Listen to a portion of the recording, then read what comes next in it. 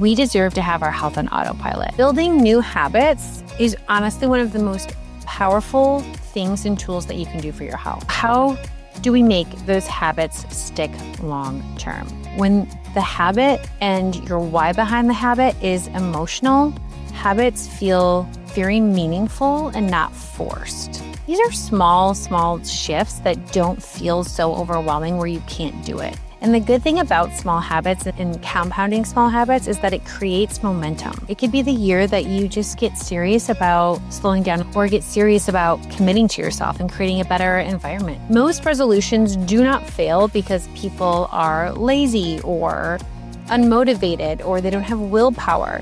They fail because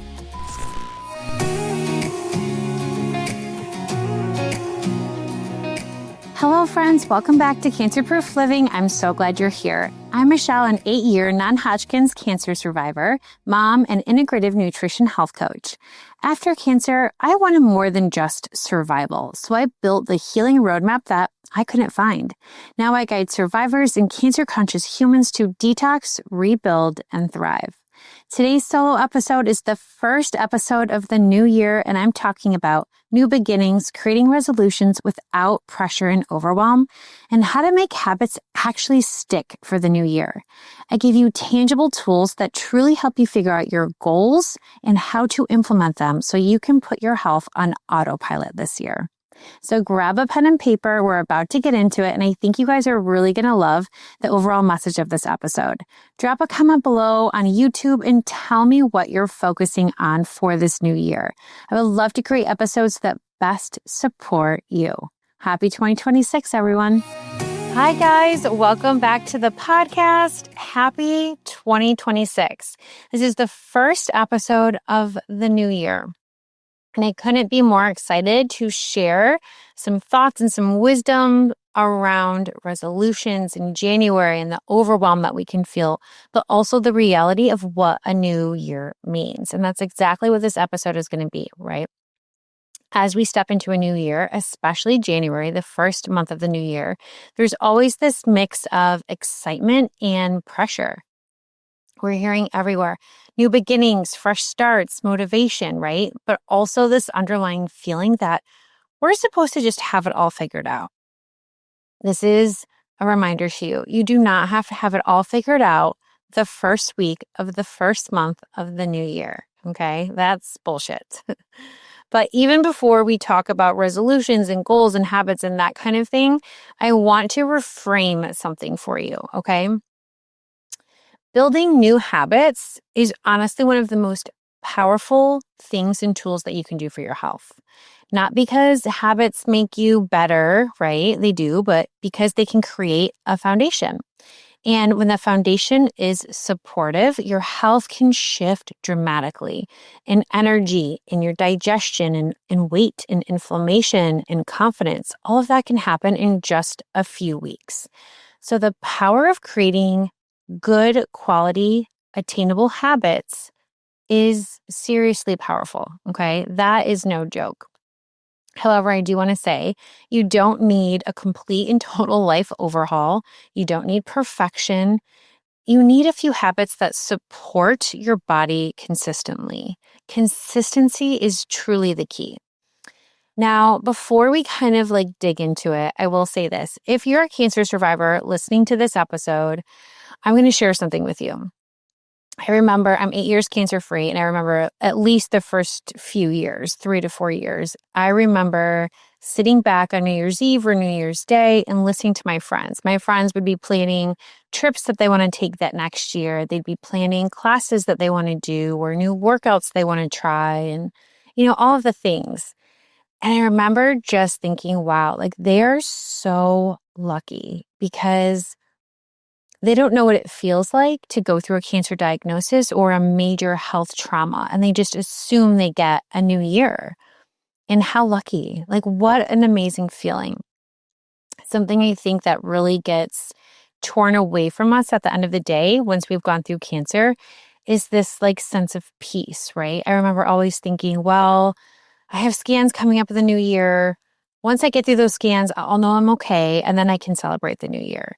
Or, gosh, I just had scans done. Yes, I'm cancer free, but like, what if the cancer comes back this year and then I have to go through chemo and then I have to do this or that? And your mind starts to spiral and you just think, gosh, do I have the ability to plan the way other people do? Or am I just living from scan to scan or moment to moment and trying to preserve that peace? Everything is a season. I was in that season for a few years. So if you are in that season and you're going through that and having those feelings and those thoughts right now, I just want you to know that's okay. And it's totally normal. When you go through trauma and have gone through such a traumatic time, it's so hard not to think that way. But I do encourage you to make a vision board or at least create a list of things that brings you joy that you can start sprinkling in throughout your calendar to keep you moving forward, to keep you putting one foot in front of the other, and to not allow cancer to steal your present and your future, right? So I just wanted to say that just in case you're going through that, you're not alone and it's totally okay. Okay, so let's talk about this pressure of resolutions, right? And why a lot of resolutions don't stick. So none of us make those mistakes, and we can really use the new year in the best way possible for opportunity, for love, for growth, and to really support ourselves in the best way. Most resolutions do not fail because people are lazy or unmotivated or they don't have willpower. They fail because they're built on excitement, not on systems. Excitement can take over, right? Oh, yeah, I want to do that. I want to lose weight. And yeah, I want to work out. And oh, I want to travel to this new place. And sure, I would love to make this in my business, right? We get excited and we put all of these resolutions down and we kind of sometimes almost set ourselves up to fail because we're not building the system around those goals to truly support them. And they're often too big, too rigid, and even too fast, right? We expect instant gratification, instant results. And a lot of times our resolutions or our goals are really focused on outcomes, like how much weight can I lose, what the productivity is, or what I can control, rather than behaviors and what our behaviors are doing. And they completely ignore biology, right? When we are setting resolutions or goals, we are not thinking about stress and blood sugar and burnout and nervous system regulation. That's the biology of what's actually going on in our body. And if you've ever felt like you've started something, a new diet or a new routine, and you're like, damn, why can't I stick to this? Why is it seem so easy for other people and not for me? And I'm having a really hard time sticking to this. It's not because you're not strong enough. It's not because you're not disciplined enough. It's not a discipline problem. It's usually a support problem and how you're building those systems around you long term. So let's talk about what resolutions actually mean. Let's break it down in a little bit more of a digestible way, okay? Resolutions aren't and they should not be about like fixing yourself, right? They're not about punishing your body or becoming a totally new person overnight. We don't wake up on January 1st or 2nd and think, my gosh, I'm this new person already. It's a new year and I feel so different and fantastic. That's just not reality. At their core, resolutions are really about deciding how you want to feel, how you want to feel day by day, how you want to feel in 3 months, 6 months, 9 months, how you want to feel at this time next year at the end of the year, how you want to live, what your day-to-day looks like, what your travel schedule looks like, and what your body actually needs support with. Real change happens when your body feels supported enough to maintain it. Change is hard enough. Change is one of the hardest things that human beings have to do or can do. Some of us can change a lot more easily than others. Some people have to be so uncomfortable in their current reality to be able to change, meaning in order to change jobs, they have to be so absolutely miserable for like 5 years, just dreading going to work and hating everything and just so miserable in order to make that leap into a different job or a different company. So some people have a harder time with it. And I feel like January and resolutions in a new year, it's all about change. But here's something that I want to give you permission around. You do not need to have your entire year figured out in January. January does not get to decide everything. Just because it's January doesn't mean that this grand plan that you all of a sudden have thought of and put in place needs to happen. January doesn't have to be about committing. It can also be about observing, right? Taking a step back. After all, we just came off the holidays. We're with friends, we're with family, we're socializing, we're taking time off. Maybe some of us had time to reflect back on the year and see how it was, what worked, what didn't work. But most of us maybe weren't. So it's okay to walk into the new year not knowing what those goals are, not knowing what you want your new year to look like, but really stepping back and giving yourself time to observe. And when I say observe, I mean to ask yourself questions and to observe your own behavior. What feels really hard right now? What does my body need? Where do I feel depleted? What's lacking, right? What habits feel supportive and which ones feel forced, right?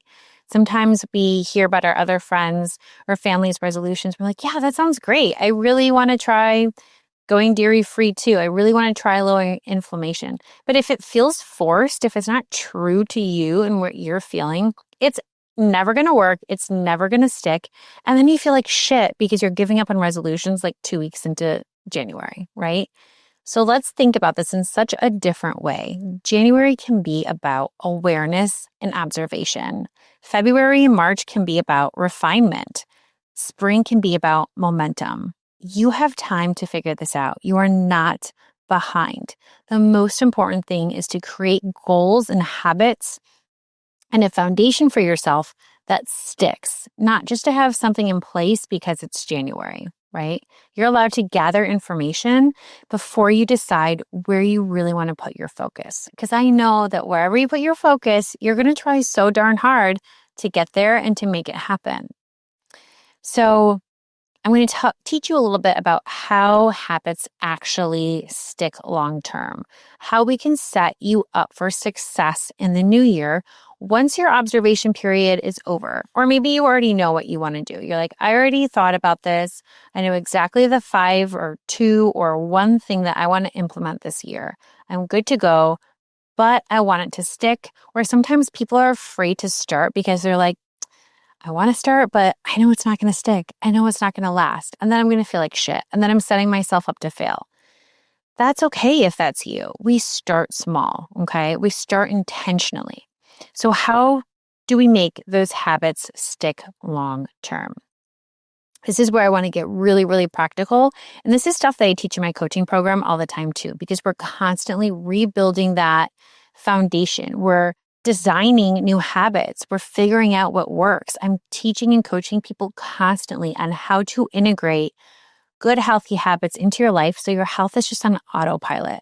Like, think about it this way. In a year, how amazing would it be if you woke up and you grabbed some water, you had a good breakfast, you stepped outside for a minute, then you had a cup of coffee. You had already like 4 things in place that really set you up for success, set your hormones up for success, lowered inflammation, all within the first hour of waking up. Not because you tried really hard every day of last year, but because you built a system in your lifestyle to support these changes and to make them stick. We deserve to have our health on autopilot. The best part about that is like figuring out what works, implementing it in your lifestyle, and then you never have to think about it again because it's just like second nature. And I know that you know what I'm talking about because everybody does something when you first wake up. You either go and hit the coffee machine for your coffee to brew, or you brush your teeth, or you stretch in bed, or you go wake up your kids, or you pet your dog. We all have our own routines, whether they're the best routines or the healthiest routines, whatever, it doesn't matter. But just think about that. We're so routine oriented and we do things without thinking about it. What would life look like if you redid those things and replaced them with healthy choices so it just supports your health and therefore helps you achieve your long-term goals? It would be amazing. That's what putting your health on autopilot really means. Okay, so first and foremost, to make habits stick, we want to tie our habits to identity and not motivation. Motivation fades, but identity lasts, right? So what do I mean by that? We can be motivated to work out 3 days a week, right? And then maybe by the second or third week, we're getting tired and it's like, what's the point? Your motivation starts to sludge off and you're just like, not in it, right? And then you feel bad about yourself. When we tie something to our identity, it means something different and it reaches us to our core. For example, right? Instead of saying, I'm really trying to eat better, right? Shift that thought to, I'm someone who wants to support my health daily. That you are someone that wants to support your health daily. That's a great identity shift. That's a great perspective. Not just like, I'm trying to eat better. I'm trying to eat healthy every single day. No, like, who am I? I'm somebody that really cares about my health. I really want to make that change this year. I really want to bring my A1C down. I really want to balance my blood sugar. Shifting to saying, no, I'm someone that really cares about my health and really cares about my body. That connects you to that goal in such a different way. And ask yourself, who do I want to be? Not just what do I want to do, but who do I want to be? Who do I want to be today? Who do I want to be in a year? Really think about it. It's something that you can think about for a couple of days. It's something that you can journal on, but you really want to put that in perspective because who you want to be, that helps us make choices to become that person. And that's how we turn into that person. Okay, secondly, I want you to clarify your why around building habits. Okay, why these goals? What is your why at the end of the day? What's the driving force? Not because like your friend wants a workout buddy or because, you want to just eat better and just cut gluten out, right? Think about your why. Those surface level goals, they absolutely do not last. They do not last. By the time February rolls around, they're gone. And if your goal is weight loss, right? That's a lot of people's goals in January. Ask why. Why do I want to lose weight?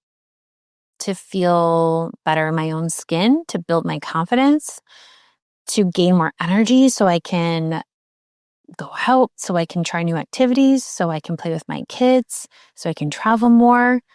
Do I want to feel safe in my body again? Do I want to build that trust with my body? Like, why do we want to lose weight? Do we want to prevent cancer? Do we want to prevent disease? Do you want to be in the best shape of your life for a new decade or a new year? Like, what is the why behind it? And I encourage you to take that why and write it down somewhere. I tell clients all the time, put it on a Post-it, put it on your mirror, put it in your closet where you're like changing your clothes every day. We're always looking somewhere, right? Why not look to positive affirmations? Why not look and remember our why at the end of the day? Because it keeps us motivated and it connects us in such a deep way. When the habit and your why behind the habit is emotional, habits feel very meaningful and not forced, okay? Okay, number 3, let's start small. And when I say small, I mean smaller than you think and very, very small when it comes to goals. Big goals fail when they're so overwhelming and so heavy and feel so unattainable. They may sound good in the moment when you're telling people like, "Oh, did you make a resolution?" "Yeah, I'm going to cook at home every single day this week or every single day this year. I really want to cook at home." That sounds great. It sounds super great in theory, but the reality is that's a really big goal to cook at home every single day for this year. That's great, but it feels like a very big goal, especially if you're someone coming from a place where you're eating out 3 times a week or you travel for work. So it's really hard not to eat out, or you're going on date nights every other weekend or whatever the case is. Big goals fail, small habits compound together, right? That is key. Small habits compound. And the more small habits that we have, it just starts to rebuild that foundation. So, what do I mean by small habits? This could look like a 5 to 10 minute walk every day. It could also look like a 5 to 10 minute walk 3 times a week. It could look like weightlifting for 10 to 15 minutes once a week, twice a week, whatever fits your time. It could mean I'm just going to have some extra protein at breakfast to stabilize my blood sugar. I really want to increase protein, but I'm really just going to start with breakfast and see how it goes. It could also just mean water before coffee. That's it. I'm just going to wake up and drink some water, and then I'm going to have my coffee. These are small, small shifts that don't feel so overwhelming where you can't do it. And the good thing about small habits and compounding small habits is that it creates momentum. And momentum comes from success, not intensity. You feel so proud of yourself when you are like, wow, I actually did that for the last 3 days. I've never done it before. I'm like really proud of myself to stick with that for 3 days. So starting really small with a habit that you know you can keep up with, it's not the easy way out. It's the building blocks for everything. Momentum is key. Once we start that momentum, our motivation skyrockets. And I swear to God, like give me a few weeks and I promise you that like we can put so many good habits in place. And then after a few weeks, it becomes just like second nature. And then you really get to feel the benefits in your body. And then you become addicted to feeling good. You're like, well, I'm not going to stop this. I feel so good now. Perfect example. I know for me, like 2.5 years ago, I was diagnosed with Hashimoto's after my second daughter. And I started seeing a functional medicine doctor. And he's like, I want you to do like a 6-week break, a reset. I don't want you to drink alcohol, no caffeine, no gluten, no dairy, no soy, no corn, no peanuts, no seed oils, like nothing. And I was like, at the time, I was like, oh, this sounds intense. And at the time, I was also drinking coffee every day. So like the caffeine part really really made me feel nervous, as well as the dairy part, because I was still eating dairy at the time. So we did it for 6 weeks. The first 2 weeks were absolutely horrible, at least for me, for caffeine withdrawals. I was having just really intense headaches. I just felt like shit. It was so hard and it was so horrible. Once I got to the 3rd week and the 4th week, I was like, oh my gosh, I feel amazing. I can wake up and not have coffee. Like that has never happened to me in my entire life. And I remember feeling like, wow, not only did I feel proud of myself, and that's a hefty thing, but I knew this is just for a short period of time. I could always go back to drinking coffee just for a reset. And it felt so good. And I was like, wow, I have 2 kids. And I had 2 really, really young kids at the time where I was like, I can't believe I'm not depending on coffee for energy when I wake up. And so when it got to like the 4th and 5th week, and he was like, yeah, you can go back to it and blah, blah, blah. I just didn't. And I still haven't. I haven't had coffee in like 2.5 years. Not because I'm being restrictive or strict or anything like that, but simply because I felt so good not being dependent on it. And I feel so good in my own skin not having it. Like, what's the point of going back? And then that's how momentum starts. I'm like, no, I'm choosing better for myself. I don't think there's anything wrong with caffeine. I don't think there's anything wrong with coffee. I think coffee can be a great antioxidant.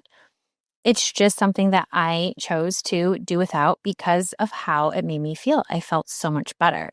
So momentum comes from success, not doing something so intense or so big. The smallest thing can make us feel good. And this is also a good one for anybody out there that loves a to-do list and like checking a box or crossing something off a to-do list or highlighting something off of a to-do list. If you get pleasure and satisfaction in that, then you will thrive off making small goals because you get to check this box of something so small that is changing your health and making you feel good. So it's a really good tip. Okay, number 4 is to use habit stacking. This is something I teach in my coaching program. I use with every single one of my clients. It's absolutely successful for making habits stick, okay? You basically attach new habits to things that you already do. For example, okay, you brush your teeth every morning. Right after I brush my teeth, I'm going to take my supplements. Or my coffee's brewing. I'm going to do a few quick stretches to really support my body. Or my tea kettle is warming up. I'm going to write 3 things I'm grateful for every time that tea kettle warms up. I'm going to boil a few eggs. Well, while I sit there and boil the eggs, maybe instead of watching the news or scrolling on social media, I'm going to just jot down 3 things I'm grateful for. I'm going to send a text to a friend and make them feel good in the morning. When you are climbing in bed at the end of the night, put some lotion on your hands, and I'm going to write in my journal. I'm going to debrief the day. I'm going to write one thing that I'm really proud of. I'm going to write one thing that I didn't get done so it doesn't wake me up in the middle of the night. We all have a routine, so we can attach something to it. So this is a great thing that example. So I started this probably about 6 months ago. I started noticing that I was having just more negative self-talk creep into my head. And I just didn't like it. I didn't like the way it was making me feel. And I really wanted to do something about it. So I told myself, okay, I'm going to do this every, Monday through Friday for like a week and see how I feel. I'm going to put on like a daily affirmation on my phone or on YouTube or whatever. And while I brush my teeth, which you brush your teeth for what, like 2.5 minutes, I'm going to listen to it, right? 2.5 minutes a day. So every time I put my toothpaste on my toothbrush, get ready to brush my teeth, I hit play and I'm brushing my teeth and I'm listening to positive affirmations. Well, I just was like, this is so easy, right? I'm already brushing my teeth. Why not do it?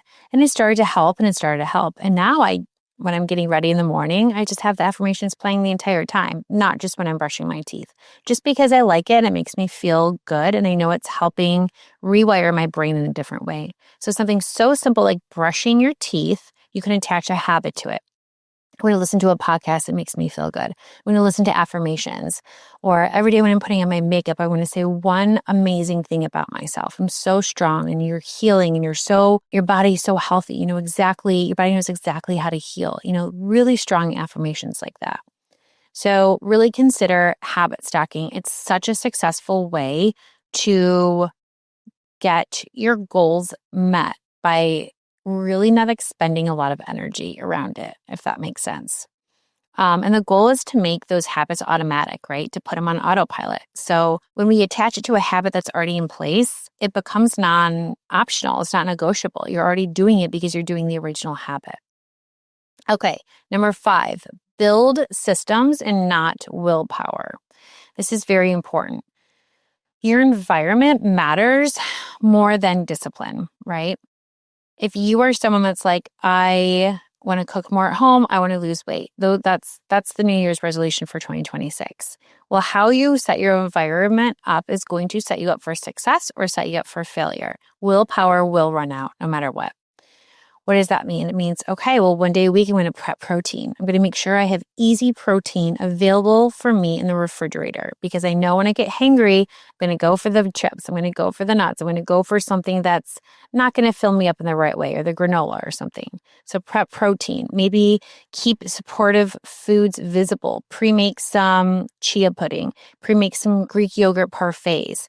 Also create routines that make healthy choices the easy choice, the easy one to go for. If you are hungry and you want to lose weight, instead of going to the pantry, if you open up your fridge and you see hard-boiled eggs already made, you have ground chicken that's ready to throw into a bowl or into a salad, you have sliced apples and veggie sticks for something really crunchy and good, you have pre-made Greek yogurt where you can just eat it while you're on a call or while you're walking. This is your environment setting you up for success. If none of that is prepped, if none of that is in place, you're going to go into the pantry, you're going to eat the chips, you're going to eat whatever's in there, cookies or snack, or just like go for a pickle. Like everybody just goes in the fridge and grabs a pickle. It's not a bad choice, but eating something with protein, fat, and fiber in it is going to stabilize your blood sugar. It's going to help you lose weight and it's going to keep you satisfied and give you the energy that you need. If you're somebody that's always crashing around 3 p.m., if you work from home and you're like, oh my gosh, it's almost like clockwork at 3 p.m., I want a piece of chocolate, or I'm going for the chocolate-covered pretzels, have something prepped in your fridge and absolutely go for that. And I promise you, you will see a difference, you will feel a difference, and your waistline will have a difference as well. Okay? Set your environment up to help you succeed instead of fail. And remember too that missing a day does not mean failure, right? It means you're human. I think people, especially in January, we have all this pressure on ourselves. Like, nobody's expecting you, if your goal is to lose weight, no one's expecting you to eat clean 100% for 365 days. Number 1, it's not realistic. Number 2, you're human and not a robot. Number 3, things come up and progress isn't linear, right? We're never on a linear road up. We are like this. It's a constant up and down roller coaster heading in the right direction, but you're going to have obstacles. You're going to slip off. The only failure is quitting, okay? So we have to get out of the mindset of all or nothing. And I know the perfectionists out there, the type A's out there, it's hard. I am that. I can very easily slip into an all or nothing mindset. But let me tell you something. If you expect not to have any failures, mistakes, or slipbacks as you're starting any kind of new habit or new resolution, you're also setting yourself up to fail mentally and emotionally. If you go out and you have pizza, you're watching football, you have a beer or something like that, and it's one day out of the entire week in one meal, that doesn't mean you failed. That means you are creating balance in your life because the next day you're going to wake up, you're going to go back to your normal breakfast, you're going to support your body, you're going to go for a walk, you're going to drink your water. That is how we make changes happen. That's how we don't start over every Monday, because I know what can happen. You have the pizza, you're watching football, and you think to yourself, oh my God, what did I just do? I had this pizza. I'm trying so hard in January to eat clean. I can't believe I just did that. Well, I already had the pizza. I might as well have the mozzarella sticks. And I might as well just look at the dessert menu because, fuck it. I just threw the towel in, and you go ham on all the food. It doesn't need to be that way. You can have something, you can have a slip back, you can have balance, you can have that 80-20 rule in your lifestyle without you feeling like you're failing or like you're ruining your progress, because I promise you're not. So give yourself grace, right? Hold yourself accountable, but know that there's going to be birthday parties. There's going to be nights out. There's going to be times where you don't eat perfectly. You're human. You're not supposed to, and that's okay. Our bodies are resilient. What we're doing 80 to 90% of our time is really what builds the foundation of our body, not the one-offs that we're doing 10% or 20% of the year. That's not what's going to make or break all of the progress. So please, please keep that in mind. Get rid of the all or nothing mentality. Give yourself grace and tell yourself, I'm doing the best that I can every single day. Take the overwhelm out, okay? So now some people might be thinking, well, I don't even know what to focus on this year. I don't know what my goals or my habits or my resolutions should be. So let me help you kind of focus in too. Instead of choosing, a variety of things or 10 different goals, just choose one meaningful focus, right? Ask yourself those questions that I mentioned earlier. Where am I feeling depleted? What would make my day feel a little easier? What does my body or my mind need support with right now? Where does my day feel hard? Where am I really struggling? Again, sit down with those questions and really think about them. Take the entire month, observe yourself, observe your routine. What do I want to change? What's working? What's not working? Jot it down in a journal, jot it down in the notes section of your phone. And this is great information for you to choose and to make goals off of. Because one aligned goal or one aligned focus beats 10 overwhelming goals every time. Okay? You don't need pressure to change. You don't need fear, and you don't need extremes. You need safety, consistency, and support. Healing, whether physical, mental, or emotional, or even metabolically with your body, doesn't happen in survival mode, right? We can't bully ourselves into it. If we're sitting here thinking, oh gosh, I have to do everything perfect and create this overwhelm and this fear, and I got to work out every single day, and I got to do this and drink all this water and eat all the protein and all the fiber, it just becomes so overwhelming, and it puts our body in survival mode. And we cannot heal in survival mode. We can't lose weight in survival mode. None of that can happen. We need to regulate our nervous system and really focus on consistency, slowing down, focusing on what our body actually needs, okay? So as January progresses, I want you to keep these things in mind. When you want your habits to stick, these are the tools that you go towards to help them stick. Don't be afraid to slow down. Don't be afraid to not know what to do. Don't let the January rush of what everyone's doing on social media and your family and your friend circles, it's all great. They always say, right, the gyms are so packed in January and maybe in February, and then they go back to normal because people go gung-ho, and go to the extreme the first 4 to 6 weeks, and it's just too much to maintain and it falls off. As a coach, I can tell you, to create long, sustainable changes, These are the techniques that I use with my clients and with myself. I know exactly what works and what doesn't work. Slowing down, choosing meaningful goals, focusing on what's missing in your life, right? Not fixing yourself, but really looking at it in a realistic way. Okay, this also, I'm going to take the pressure off you guys. It doesn't need to be the best year in the world or the most productive year. It can be your most aligned year. It could be the year that you just get serious about slowing down and listening to yourself, or get serious about committing to yourself and creating a better environment with yourself, right? It can be your most supported year, your most sustainable year, and just a year where you're doing one thing for yourself to make yourself happy. Just choose one habit, give yourself time, and let change unfold instead of forcing it, right? And just remember that January is just the beginning. It's not a deadline. I promise you, if you circle back with a lot of your friends or family or anybody that you're talking to, hey, how are those 10 New Year's goals or resolutions that you made going? By March, they're gonna be like, what? What goals? Oh yeah, you know what? It felt really hard. Or I tried to, but then I had to travel for work. So I just figured like, screw it, I'm gonna try again next year. That's people that are being set up to fail, not having correct environments, having an all or nothing mindset, and not knowing how to really implement healthy habits in life and making them stick. Now you've listened to this podcast, so now you know better, and I expect you guys to do better with this information. Take at least one or two of the points that I made today and start putting them into place. I would love to hear from you what your goals are this year, what you really want to focus on. Please drop them in the YouTube comments below. I would love, love, love to hear them and support you guys in any way. And even when I see your comments on the YouTube comment section, I can even base some of my podcast off those. If you're like, I really want to learn more about nervous system regulation, what does that mean? How does that work with stress?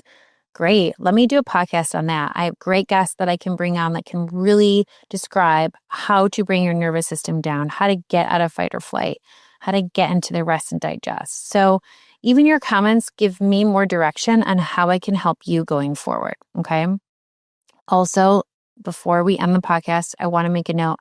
If your goal is something as simple as I want to put one cancer preventative tool in place, I got you. I have so much information on that. Go back to the other podcasts and take a look. Go to my Instagram at revival.health.wellness. Take a look at all the videos on there. I literally help you make changes every single step of the way and try to show you the way to do it with good swaps and with great tools. And if you ever have questions, feel free to reach out.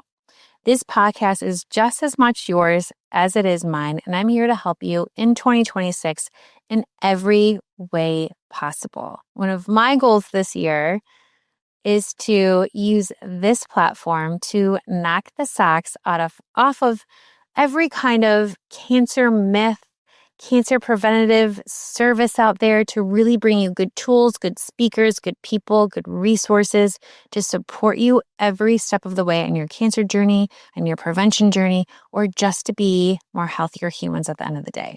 So thank you guys for kicking off the new year with me. Love you so much, and I will see you soon.